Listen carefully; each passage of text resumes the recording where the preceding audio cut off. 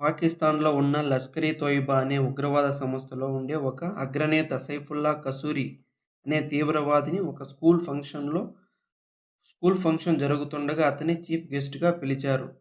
అతను విద్యార్థుల ముందు ప్రసంగిస్తూ చెప్పిన వ్యాఖ్యలేమిటంటే, ఢిల్లీ దాడులకు సంబంధించి తాను చేసిన హెచ్చరికలపై ఇండియా ఇప్పటికీ తనను చూసి భయపడుతోందని చెప్తున్నాడు. ఆపరేషన్ సింధూర్ పేరుతో పాక్‌లో టెర్రరిస్టు క్యాంపులపై ఇండియా దాడి చేసి పెద్ద తప్పు చేసింది.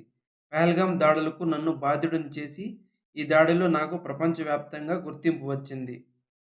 మా సంస్థ లష్కర్-ఇ-తోయిబా కాశ్మీర్‌పై ఎప్పటికీ దృష్టి పెడుతుంది. కాశ్మీర్ మిషన్ నుండి మేము ఎప్పటికీ తప్పుకోము. మాకు పాక్ సైన్యం మద్దతు ఉంది. సైనికులు మాతో కలిసి పని చేస్తారు. సైన్యం చేపట్టే కార్యక్రమాలకు మమ్మల్ని రమ్మని పిలుస్తారు. ఆ వి ఆ విద్యార్థుల ముందు మాట్లాడుతున్నాడు ఇతను. ఇతను మాటలు బట్టి తెలుస్తుంది అక్కడ సైన్యం, ప్రభుత్వం ప్రతి ఉగ్రవాద చర్యల వెనుక ఉందని. పాకిస్తాన్‌లో మొత్తం పాపులేషన్ 25 కోట్ల మంది. ఇందులో 80 లక్షల మంది నిరుద్యోగులు ఉన్నారు. ప్రతి సంవత్సరం 5 లక్షల మంది విద్యార్థులు ఎడ్యుకేషన్ కంప్లీట్ చేసే బయట వస్తున్నారు. ఇందులో డాక్టర్లు గాను, లాయర్లు గాను, ఇంజినీర్లు, సాఫ్ట్‌వేర్ డెవలపర్స్, టీచర్స్ గాను ప్రతి సంవత్సరం ఇలా బయట వస్తూనే ఉంటారు. అక్కడి ప్రభుత్వం వారి ఉద్యోగాల గురించి పట్టించుకోదు.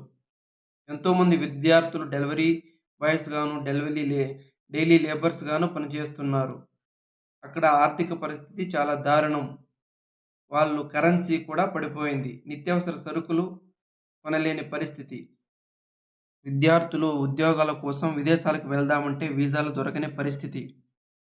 అంతెందుకు విదేశాల్లో చిన్న చిన్న షాపులు, హోటల్స్ రన్ చేస్తున్న వారు కూడా మాది ఇండియా అని చెప్పుకుంటూ ఉంటారు. ఎందుకంటే పాకిస్తాన్ పేరు చెప్తే కస్టమర్లు కూడా వాళ్ళ షాప్‌కు వెళ్ళడానికి అనుమానిస్తారు. అక్కడి ఏ ప్రభుత్వం వచ్చినా ప్రజల క్షేమం పట్టించుకోరు.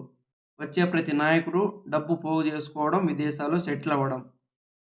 దేశ అభివృద్ధి గురించి పట్టించుకునే నాయకుడు ఉండడు. ఇండియా, కాశ్మీర్ అని చెబుతూ ఎప్పుడూ వాళ్ళ రాజకీయాల్లో పబ్బం గడుపుతుంటారు. ప్రపంచంలో అన్ని దేశాలు ఎదుగుతూ ఉంటే పాకిస్తాన్‌లో కూడా తీవ్రవాదం ఎదుగుతూ ఉంటుంది.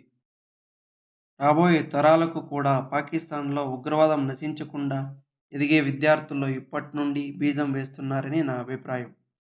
మీ అభిప్రాయాన్ని కామెంట్ చేసి మన ఛానల్‌ని సబ్స్క్రైబ్ చేసి లైక్ చేయండి. Thank you.